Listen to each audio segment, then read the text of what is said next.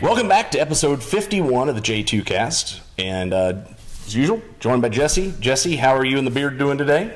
The Beard and I are doing quite stunning today, I do believe. Oh, I'm glad. I'm a little jealous. I haven't shaved since this is Friday. I shaved Tuesday night, so I'm about there. I'll look like that tonight, you know, after the show. Yeah. So I'm about there. I'm just sometime in the future. You know, it's like 8, 12 months. I can do that if I just grunt too hard. Yeah, I have friends like that. They pick up something heavy and they just there's the beard. Yeah. There you go. Like the bounty hunter off the SpongeBob movie. I've never seen that. Oh, you're missing out. Okay. Yeah, so I'll have to take your word on that. Yeah. But anyhow, we're going to announce a change today. We have decided after looking at the numbers and well, I'm going to be just we're not going to do this, so I'll just say it. After playing Move the Finish Line with YouTube over and over again, we've decided to go back to an audio-only podcast. We're not going to be here on video because, well, YouTube keeps changing things up on us. Yes. They're worse than my ex-wife on moving the finish line there. Yeah. They, first of all, came out and demonetized some of our shows because we mentioned war. Mm-hmm. War. They can't unmonetize us anymore. So, with North Korea. So we decided to modify the show and continue on that way. And we went on ahead, and then we did a video on our other podcast that they produced a really good number of viewers. Very quickly, too. But they came in and told us they didn't care. We were unmonetized totally because we hadn't had enough lifetime viewers. And one thing about this podcast is it's not for everybody. It's for a select few who have the foresight and the wisdom to look ahead and to plan and to prepare and to be concerned with their family's well-being, no matter the situation. So we're not ever, well, I mean, I wish we could get 2 million views an episode. Oh, that'd be nice. It's not going to happen because there's not that many people out there who are concerned. We're not cats on Roombas. Yeah. Or, I mean, there's, Alex Jones, guys like that. We could come in here every day and scream the sky's falling and the earth is a bowl shape. And I don't know, does he do that? I don't know. Something about gay frogs. I don't know. Yeah, well, we're just not into sensationalism. Yeah. So we don't do any of that. And we don't yell at people. We don't do things like that. So we're probably never going to see 2 million views an episode type of thing. And we're okay with that. We have no problem. We like having our pinpoint audience. Yes. We had a great following with the audio-only podcast, so we wanted to try to go ahead and give a video version for those that wanted it. And we just really didn't get the return we were looking for. And just due to the investment of doing the video versus an audio-only, but we are going to shoot for trying to do more specialty videos. It'll just not be the J2cast podcast done on video, but we're going to keep trying to pump out some videos. Well, as a matter of fact, today I have already made one concerning the newest Ravencrest knife. Matter of fact, speaking of your beard, if you look at my arm, I don't know if it shows up here. Like a baby's butt. Yeah, that was showing how well the new knife cut. I shaved my arm on camera, and then I had to retake, so I had to move over to this arm. If I had any more retakes, I'd look like a swimmer. So I'm glad I finally got it right. I almost tried doing this on my face, but A, you can't see it on camera, and B, I may have cut myself. Yeah. So, I didn't do that. But as you say, the investment's a lot. The investment in time of setup, do it, edit, things like that is a lot less on the audio. And I just think it's time better spent on other pursuits. Another video that I did this morning was on about my Springfield XDS, 3.3 inch. I finally got my gear up stuff that was promised me 8 to 12 weeks. I got it about 14 to 14 and a half weeks. So there's a review on that. Shows the gun, shows the stuff I got. I talk a little bit about that. So if you're interested in the Springfield XDS, I did not get in a lot to the functioning of the gun because everybody and their sister has done a review of the XDS on accuracy, functionality, etc. I cover a little bit of it, but not much. Those types of things are still coming. We've got some fun ones planned that I think you'll enjoy. I don't know if some of us will enjoy recording them as much as you'll enjoy watching them. So on that, we're going to move on to today's topic, and today's probably not. We're going to try to go back to the format of the audio only. That's another thing is the format did change a bit. I'm not sure if that went over as well with the viewers. Because we're worried, we have to think a lot more what we're going to put on the screen, what camera we're going to look at, what things like this. Going back to audio is just going to let us punch the topic. Yeah, we'll be able to focus more on the topic and less on the production. Right. So we're going to get into that, and today we're going to revisit actually, an early show. I did not look. I meant to look and see. I think it was like number 3. It was early on. I think it was in that first dozen at least. Of bug in or bug out. And we thought this would be an interesting for both new listeners and for listeners that heard that and ourselves, because we've been doing this a year and 3 months now. Yep.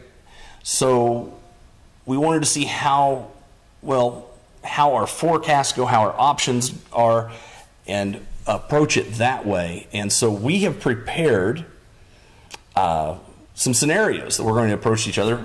Neither one of us knows the scenario the other is going to bring up, so we're going to have to think on it. And hopefully you can find out, or not find out, you can listen and you can decide what you think we're choosing wrong, what you think we're choosing right. Email us, Jesse at J2cast.com, Jeff at J2cast.com, or of course call us 417-553-3716. Leave us a voicemail. And if it's coherent, less than 14 minutes long, and if we can understand you. Yeah. So I guess that includes coherence. We may play it on one of the future podcasts.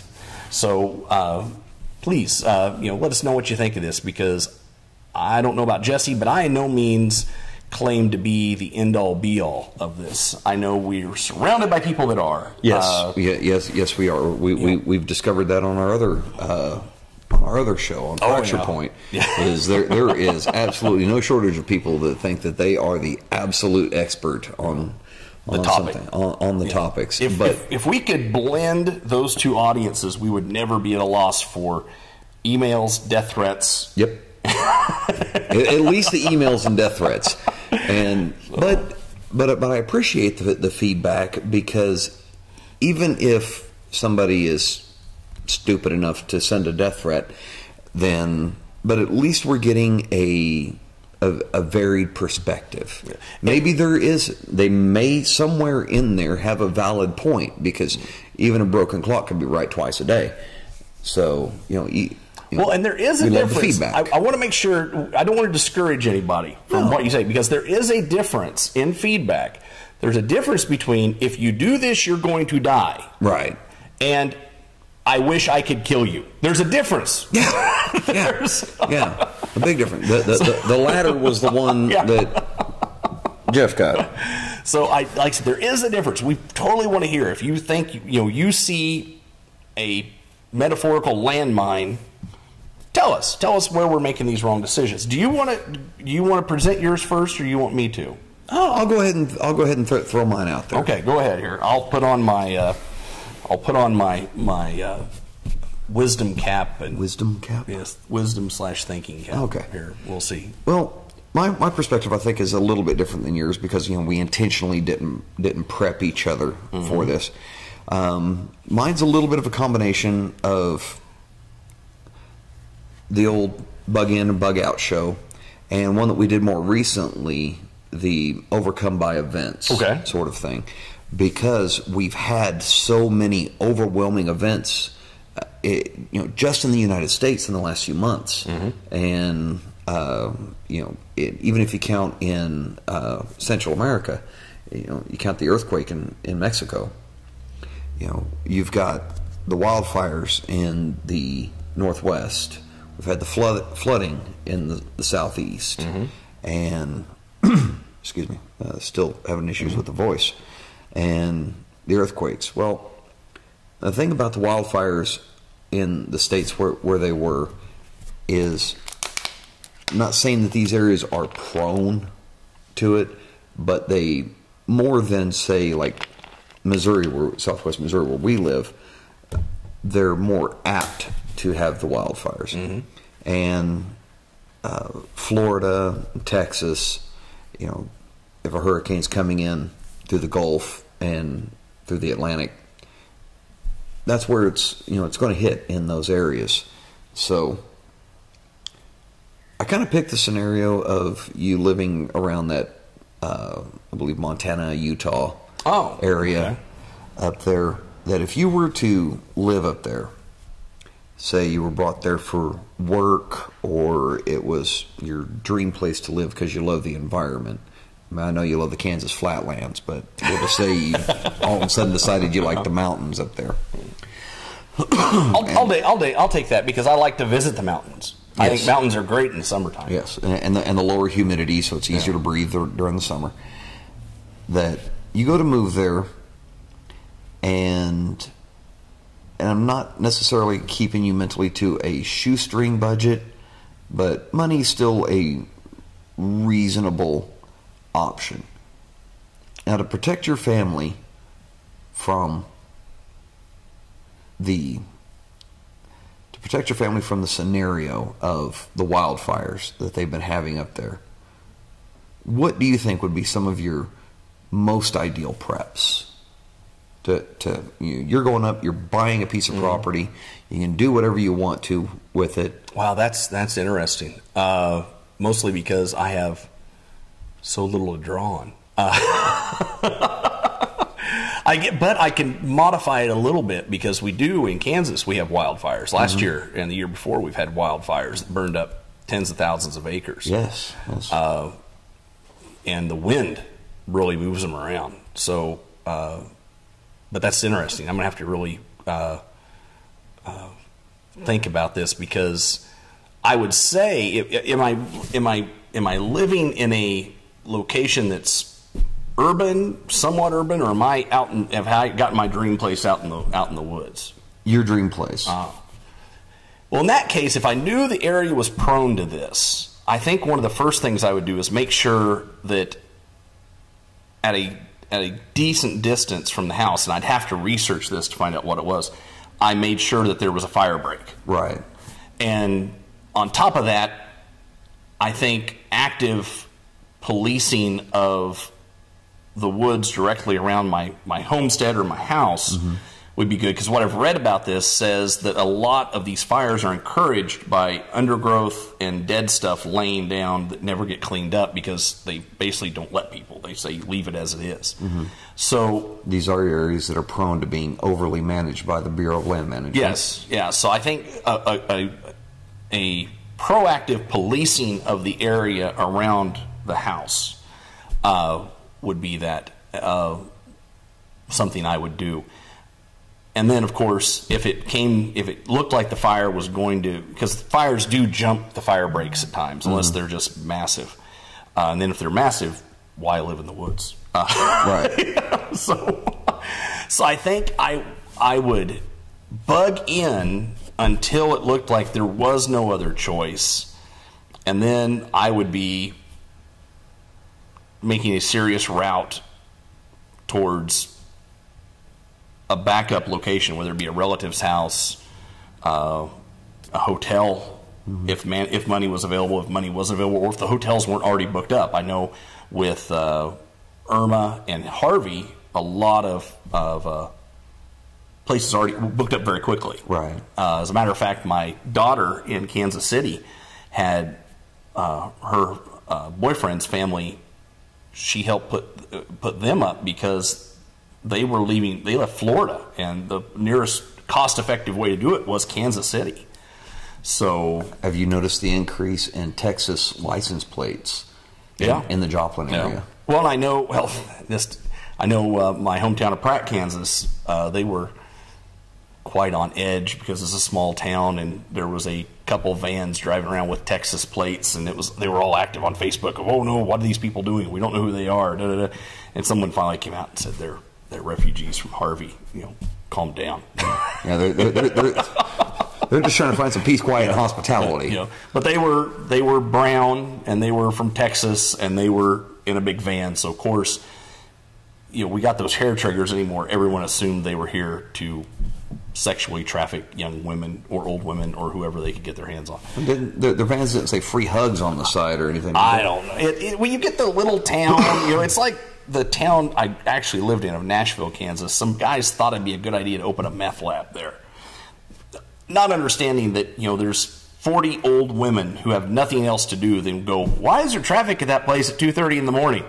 So yeah, those 40 old women are probably more effective than any algorithm that Facebook could put out. So it's that type of thing. So if so, but of course I'm always, even here, without that threat, I'm to the point of, with my wife believes to the point of ad nauseum, keep over half a tank of gas in the car or truck. I always keep 15 to 20 gallons on hand like that. So if I had to go farther, I could always load up the extra gas cans along with any other preps I want to take along and go that way. I guess and this scenario also includes the ability to build your home. That's your wanting. Well, in that case, it would definitely be an earth berm home.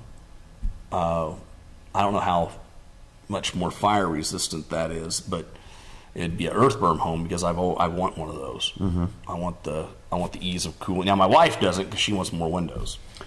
Right. Well, you can hybrid the idea, and I came across a product that which is one of the reasons why I chose this scenario that really got me to think about it, is a system for pouring the walls and including the ceiling or the roof of a home that would give it the stick frame look. And it's a system called spider tie, from what I understand, and where it's like a truss system that you can pour your walls, tie it in with rebar, and that this system has an I-beam structure with a flow-through ability in it. That your roof, everything, you set up plywood forms and you build a skeleton of the house out of the spider ties. And then you can pour the entire thing out of concrete to give a more fire and storm resistant ability. And being from Southern California, about the time I left, people started putting in, of course, then again, you have Bureau of Land Management having a say in what you do with rainwater, that would have rainwater cisterns and pumps on a battery backup system set up that would basically hose down the house and the immediate surrounding area. I like that. I wondered, when you first brought it up, I wondered if there was something like that. I've never having to worry about it. I didn't think about it. So that is, as long as you can gather the rainwater and not go to jail. Yeah. That's the... I would think definitely keeping bug out as an option, but say if you were able to build your house as a hybrid berm spider tie poured house, and you had a watering system set up, even if you had to bug out. Oh, you take that? Ironically, it was from California. Yeah.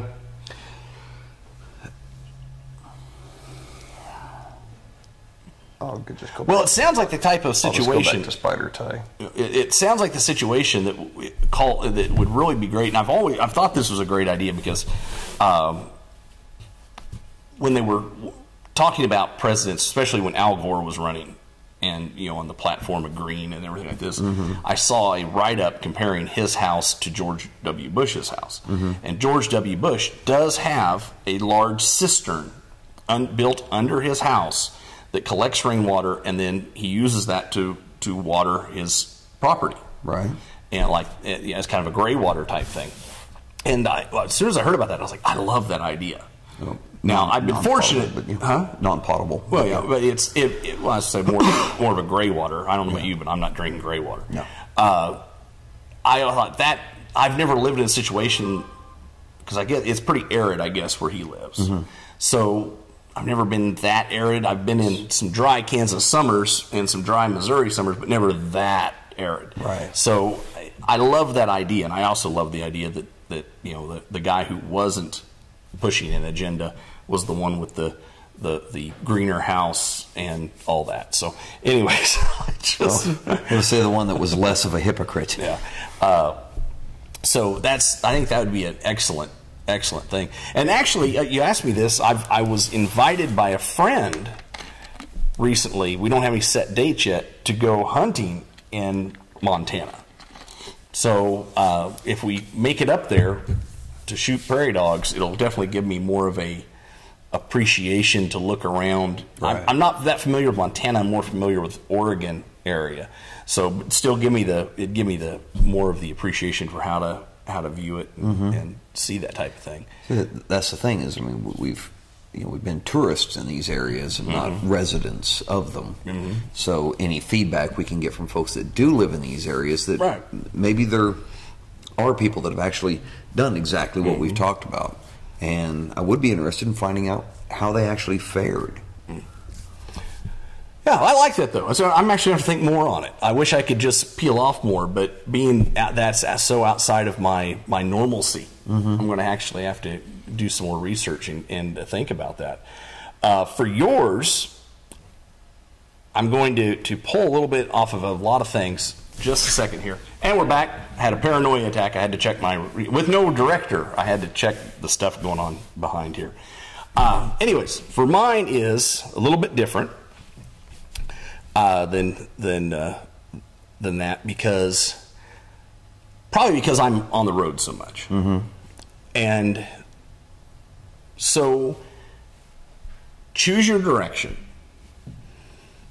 You're approximately 12 to 15 hours from home. You're either on business, well, let's say you're on vacation. You've got your wife with you. You're enjoying the sights. So I'd say 12 to 15 hours from here would put you down around, you could go as far down around San Antonio. Actually, next Tuesday, Wednesday, I will be about 12. My wife and I will be about 12 to 15 hours away from home. Okay, so there's that way, San Antonio. East of here would probably be, Knoxville? Would that be 12, 15? Yeah, about 15 hours. Yeah, north of here, really, I guess you'd just be... Canada. Yeah, Canada. So I don't think you have to worry about it up there, unless you're going to Toronto or somewhere like that. But anyhow, you're about 12 to 15 hours from home. So...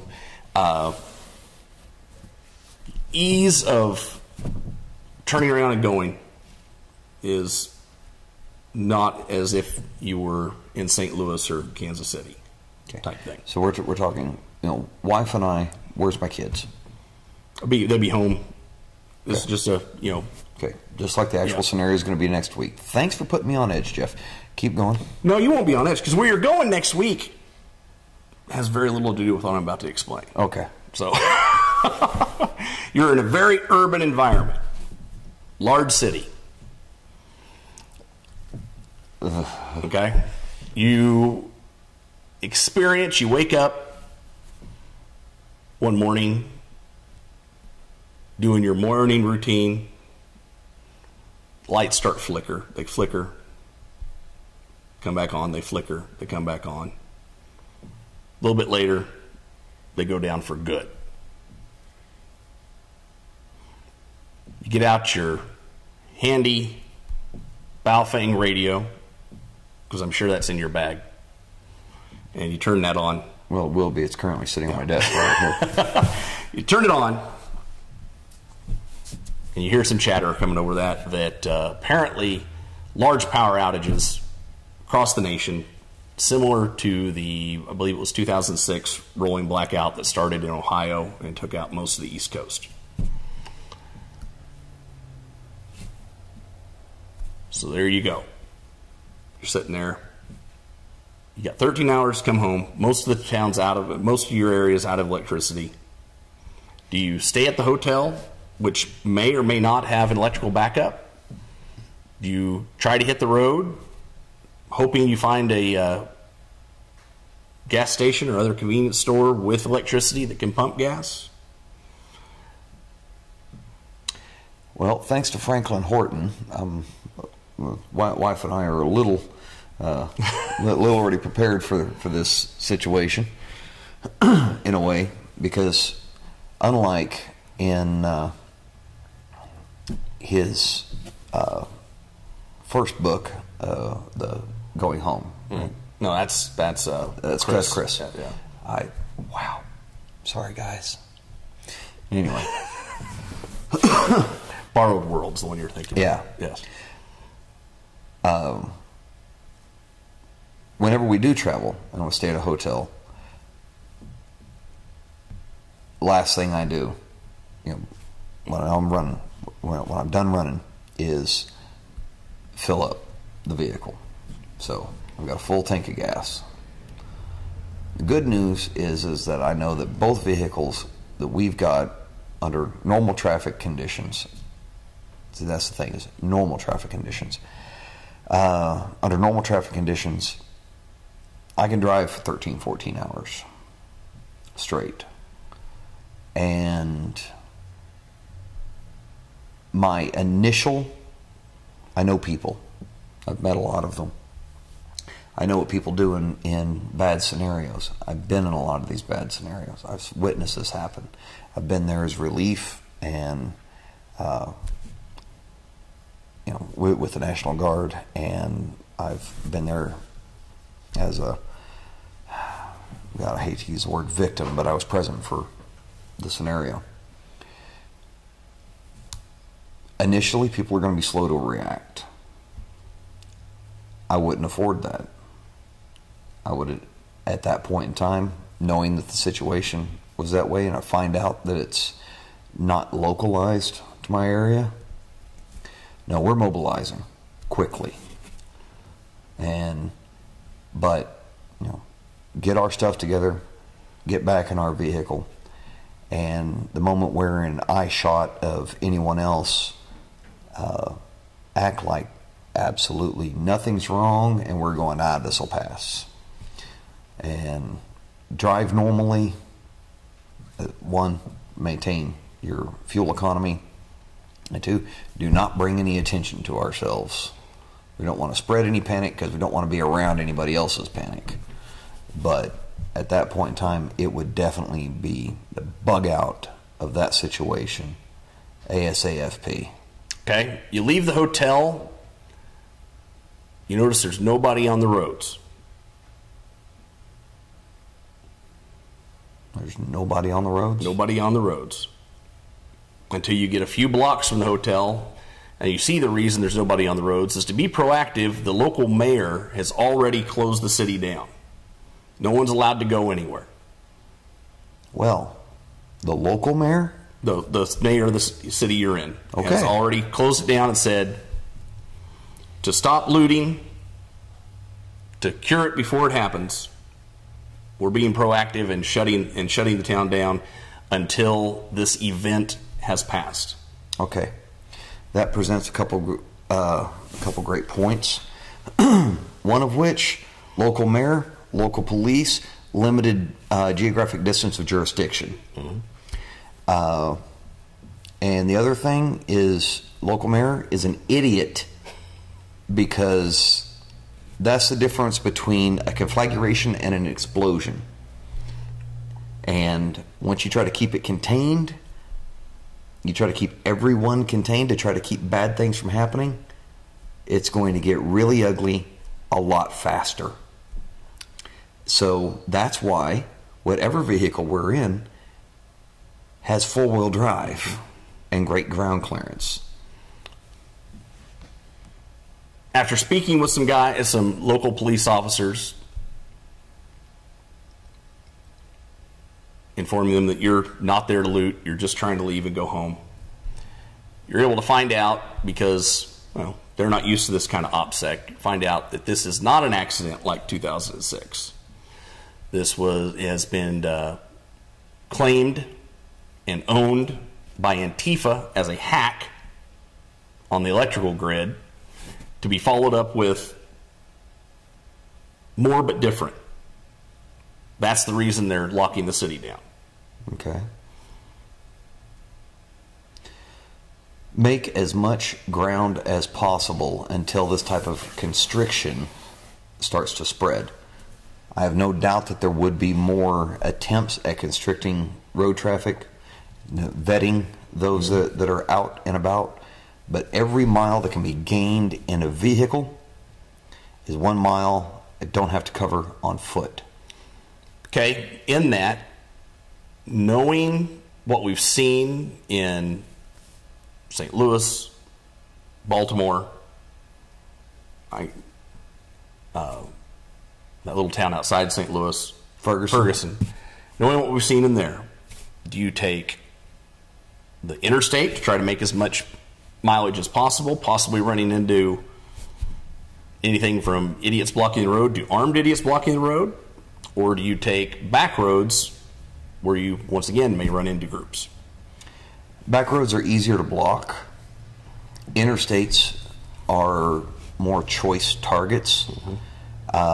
You've got pros and cons with both. But again, time's a factor.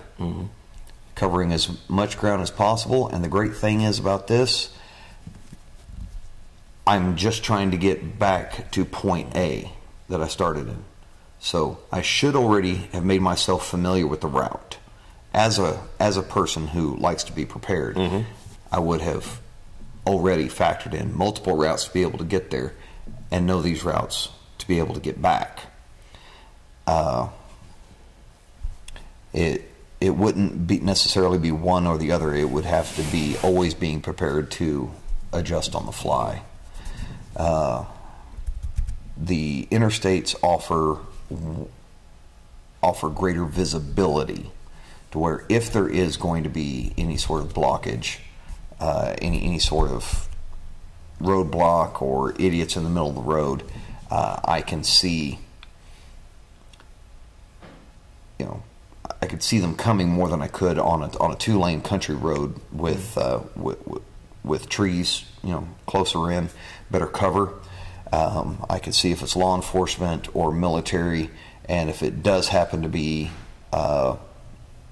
the perpetrators out there amassing, I can see how many of them there are to see if there's a high enough concentration of them for the density of the organic matter in my way being sufficient to slow my vehicle.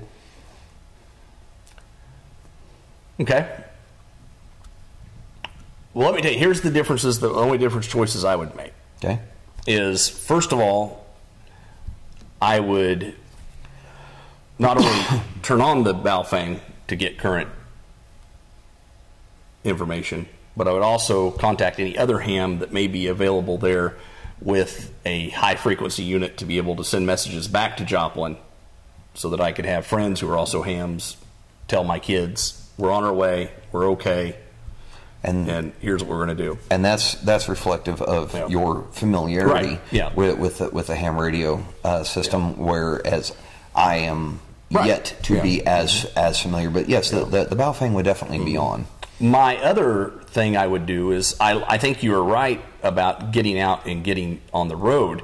One of the things that would concern me first would be just getting out of the metro area. Once you're out of the metro area, this type of thing is going to be a lot less. You're going to run into a lot less of the uprising. I mean, even I was just recently talking to a attorney from St. Louis, and it was down here on the same job I was, and she said, "You understand?" She says, "The part of St. Louis where they were demonstrating was about this big, holding her fingers apart." She goes, "They made it look bigger on TV because they got down. Because it gets ratings. It sells. Well, they put all the cameras down on the ground, and they shot into it much the way they do a Hillary Clinton rally to make it look like it's packed. It's all point of view and depth of field and all that.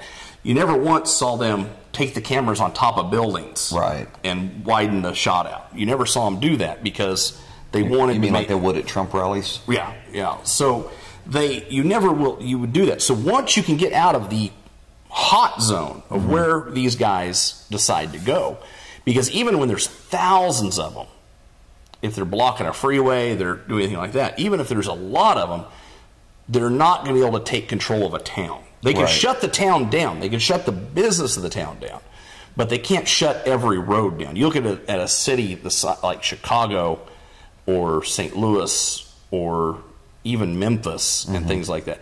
They can shut portions of the city down, but they can't shut the city down. But due to the grid patterns, it's pretty relatively easy to divert. Right. I mean, it's no different than trying to make it through a metro when a sporting event lets out. Yeah, well, that's exactly it. Because like in St. Louis, if you could get out of downtown, by the time you hit St. Charles, you're going to be pretty free to go where you want to go. Part of that's because there's just not enough of them to do it, and the other part of it is when you get into the outer lying towns, you're actually going to be running into people who aren't going to put up with it. Right. And that's the hopeful side of this is the more and different any of their upbringing, their uprising, especially after committing an act that affects virtually everyone equally.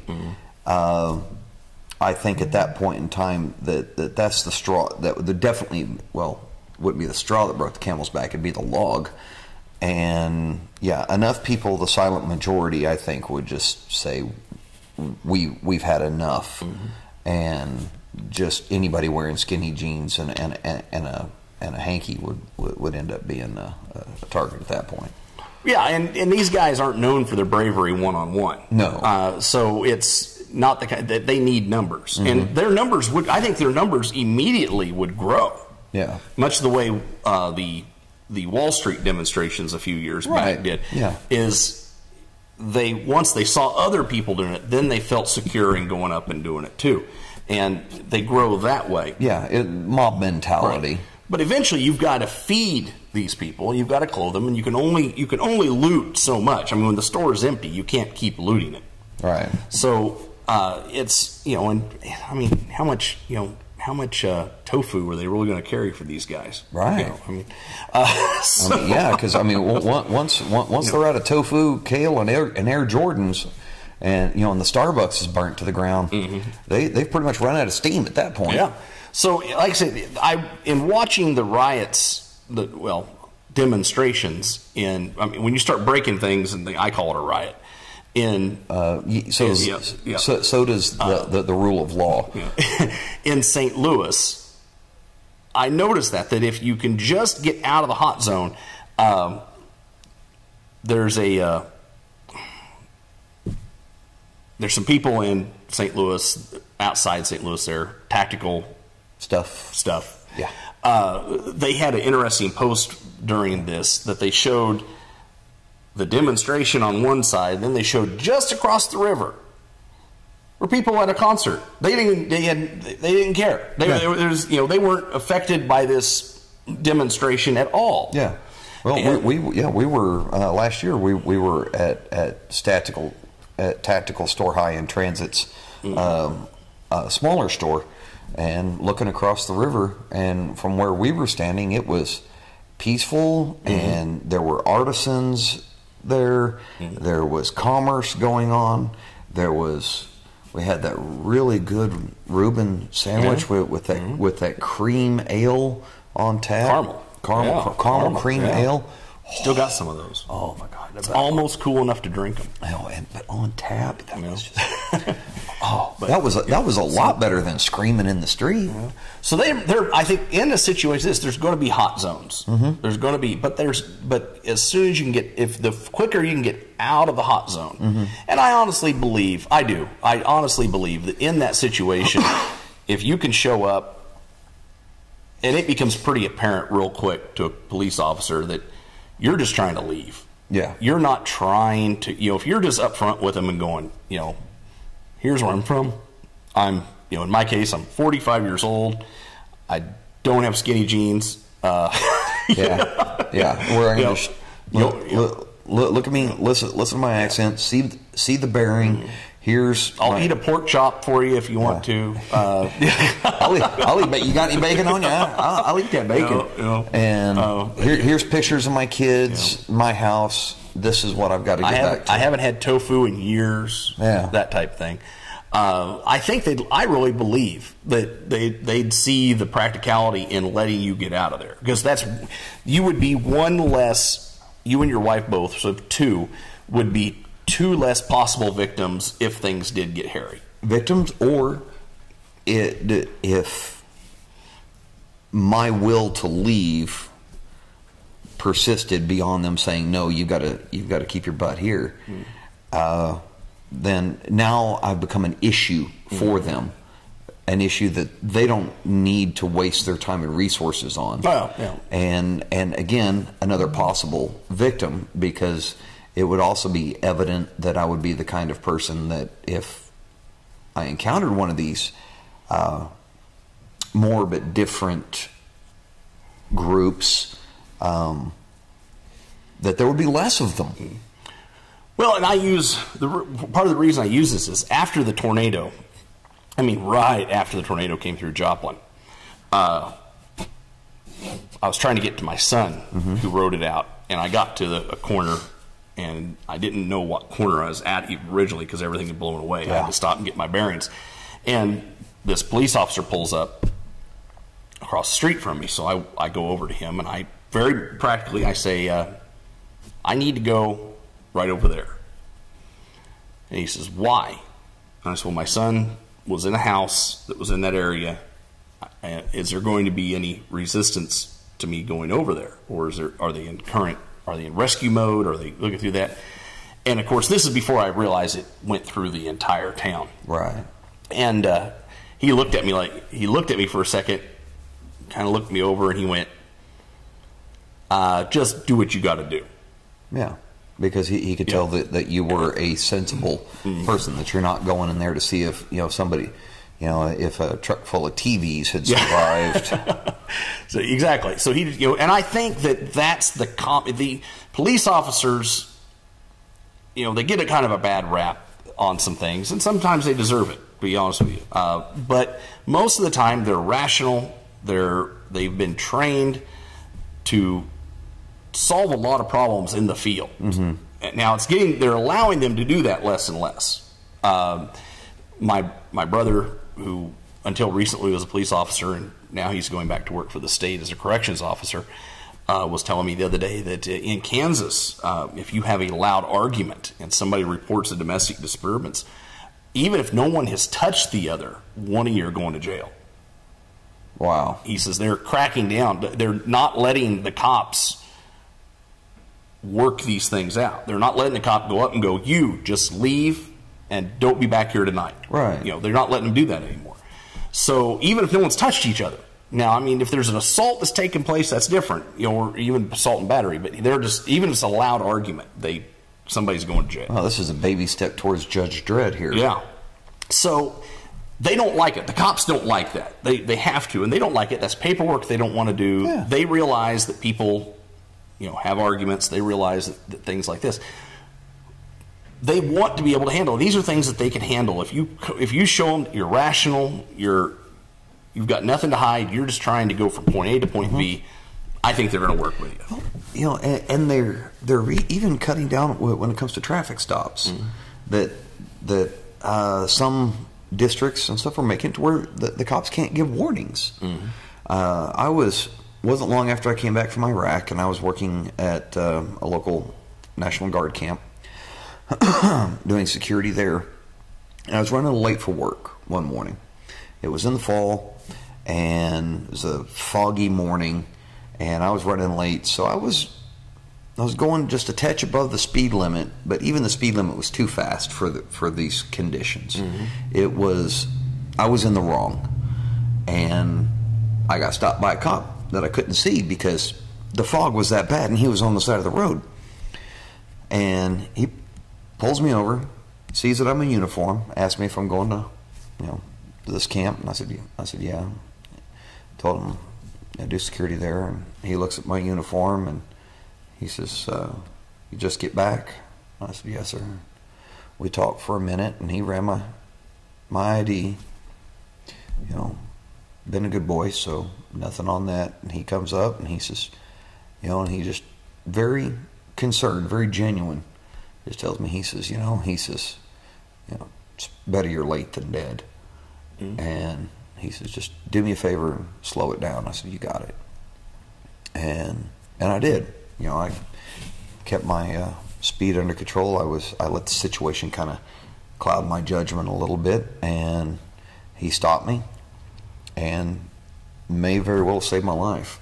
But there was no paperwork on it. Right? He ran my ID and gave me just told me to mind my P's and Q's and sent me on my merry little way. Well, I don't want to get off on too much here, but I think a lot of that is these days because it's no longer seen as a safety issue. It's seen as a revenue issue. Oh, yes. Yes. Because they are more than happy, at least around here, I know, they're more than happy. If you get a speeding ticket, and it's a $150 speeding ticket, they're more than happy to turn that into a bad light, a bad blinker, or no horn, or something like that. But it's going to be $250. Window tint being too dark, and it was the factory window tint, which was a ticket that my wife got on her car, which the mayor of the town she got it in drove a very similar vehicle from the same manufacturer with the exact same tint on his windows, which is how I got it thrown out. But yeah, it is a revenue issue. Where the studio currently sits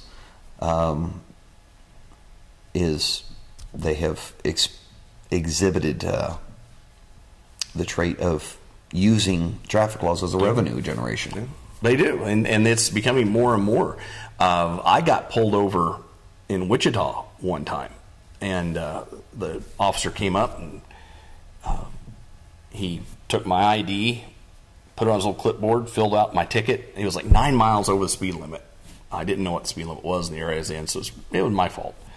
But writes out the ticket, hands it back to me, and says, "Have a good day." Well, that's interesting. He didn't run your ID? Didn't run my ID. Didn't ask for insurance. So it wasn't a matter of public safety. You could have had a dead hooker in the trunk. Well, I asked a friend of mine who's the chief of police down here. I said, they didn't run my ID, they didn't check for my insurance, they didn't do anything else. And he says, oh yeah, he says, in the larger towns, he says, you would have ruined his day if you would have not had insurance, or if he run your ID and found out you had a warrant. And he said, because all he does is traffic. He is just a revenue producing officer.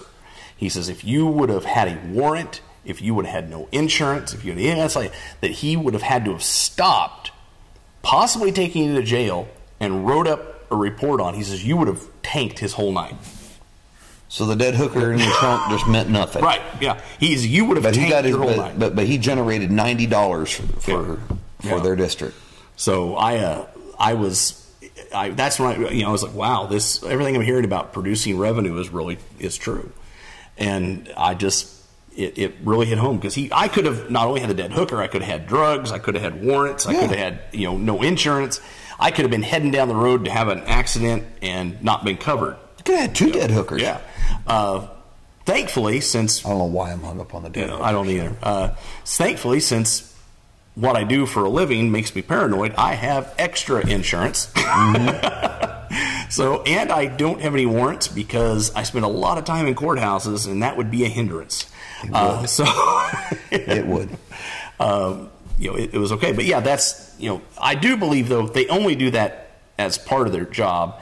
And I know it's not a good libertarian philosophy to say, well, it's their job, they're supposed to. I know it's not, but to be able to do the good they do, I think they have to put up with a lot of the bureaucracy and a lot of the. I just feel bad for people that I want to be a law enforcement officer. My oldest son wants to be a law enforcement officer, and you want to be a cop. And you go through the academy, or you get your criminal justice degree, whichever way you go, or you're one of those people that just is a dispatcher for so long they just go, fine, you're a cop now, and which technically isn't legal in Missouri.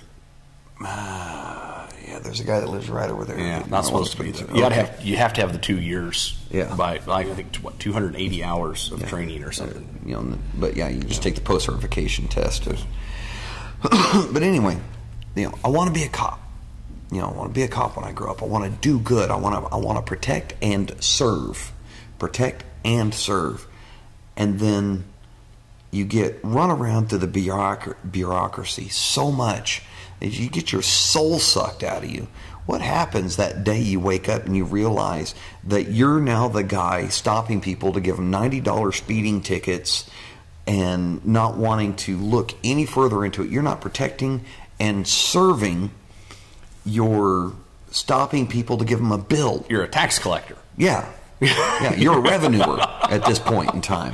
Yeah. You're a G-man. Yeah. And so, that's that's just got to be sad, at what point in time, you're putting on your uniform, and then you think about being younger and going, I wanted to be a cop. I wanted to protect and serve. I wanted to take down the bad guys and keep the good people safe. And now I've got a quota of revenue generating tickets to give out. That's funny. They'll always say there's not a quota. There's an expectation, but there's not a quota. Well, they just recently in the state of Missouri made it to where it was illegal to technically have quotas. Yeah. But I know for a fact where the studio currently sits now, there was quotas. Mm-hmm. Hence my wife's ticket for having too dark of a window tint, even though it was a factory window tint, and even though that was against that's against Missouri state law. Yeah. Well, like I said, I think they try to manipulate that by saying no, it's an expectation of so many tickets per thing. So they yeah, I think that explains why in a town that the police department and city hall is in a Morton building, and and they've got a Humvee sitting behind it right now, and I mean that a Humvee really for a town that's got a population of, this. Well, it's free. Yeah, there's like 400. I feel the same way about the MRAP that sits in the Joplin police area, but then I think it was free. Yeah, the military did say, hey, you want this, and. Yeah, but then they had to pay to the thing barely ran when it got here, because I actually witnessed it whenever it first made it to Joplin, and then they had to repaint it and refit stuff on the inside for an MRAP that, God forbid, they never have to use, but I know that they have. They've had a few incident commands, and they like to bring it out for parades. Yeah. And I'm sure a free MRAP is like a free puppy. No, okay. I'm not going to fault them on the free part, because you offer me a free MRAP, I'm like, bug out. Yeah. I'm like, because I'm just saying, it's like hey, you want a free puppy? There's no such thing as a free puppy. No, because you got to have it. You got to have it. Take it to the vet. You got to have the shots. You got to have all that. You got to keep it fed, watered, replace everything it chews out. So there's no such thing as a free puppy, but I'm sure it's the same kind of thing. Anyhow, I hope you enjoyed today's show. I hope you got some ideas. I hope you thought of your own ideas. If you did, Jeff at J2cast.com, Jesse at J2cast.com, or call 417-553-3716 and let us know what you do differently or where you think we were not quite on target. Next week, I will either be alone or I will be... I should be back at some point. You said you're going Wednesday and Thursday. I'll get back with you on that. He might be alone. I might, or I may bring in a guest. I don't know. Who knows? But all I know is I'm going to be out of town for 2 weeks coming in the end of October. So don't want to miss too many weeks. Right. And we may still do a show while I'm there. I may do it on the Saturday in between, but we'll have to wait and see. I'll be in Independence, Missouri for a job. Last week. I'm going to be miss Halloween again here this year. Again? Yeah, I'll be in Independence, Missouri. So I'll be handing out candy at your house again this year? Sounds like it. Somebody's got to, or they'll egg my place. But so we're going to work around that. So I'm really going to try my best to put a show together for next week. And not sure what I'm going to do yet, if I'm going to do anything. We'll see how Jesse's schedule works out. In the meantime... But this is the last, at least for a while, tentatively. Last video. This will be the last video for the J2cast podcast, going back to the audio-only format. Yeah. Unless we get a lot of people throwing money at us saying, please keep doing it. Speaking of which... Don't forget about our Patreon. Patreon.com. Look up J2cast. You can see a way to support us. You can help us out. $1 a month, $5 a month. If you do $100 a month, you get to come here, have pizza and beer with us, and rub Jesse's head for luck. And since we're going to go off video, he's going to shave his head. He may be able to rub his chin. I'm not sure what that does for him. No, I'm going to keep the beard. I'm just not going to let it keep growing out. Right. I think I'm going to keep it back down. You can inspect his beard for wildlife. Yes. And keep it to the more distinct, Sean Connery sort of look. Okay. And if you do donate to Patreon enough to be able to come in and you want to sit in on the show, I will throw a really horrible Sean Connery impersonation your way, or not. Depends on how much money you give. Yeah, you get to choose on whether or not you want that. If you'll give me $1 to not butcher, 007, then... And if you do come to the studio, we are changing. That's another thing that's going to be thrown in next week, is we are moving studios. So we got to go somewhere with better internet. Yeah. This just ain't working. Yeah, this close to a main thoroughfare of this town, and we've got carrier pigeons for internet. Plus, after last week, finding out what good internet could do with our Skype recording with Chris Weatherman, aside from XLR totally crapping out on us and doing a complete feedback. But anyways, we found out what good internet is, so now we have to move. Yeah. But we're going to be relocating, so that'll be into effect. And be sure to check out the YouTube Anyhouse. Keep subscribing, because we are going to have reviews. We're going to have specials. We're going to have different things that we think you might like on there, a little bit shorter form type videos. And let us know what else you'd like to see. In the meantime, you take care of yourself. Be safe. God bless. Clear. All right.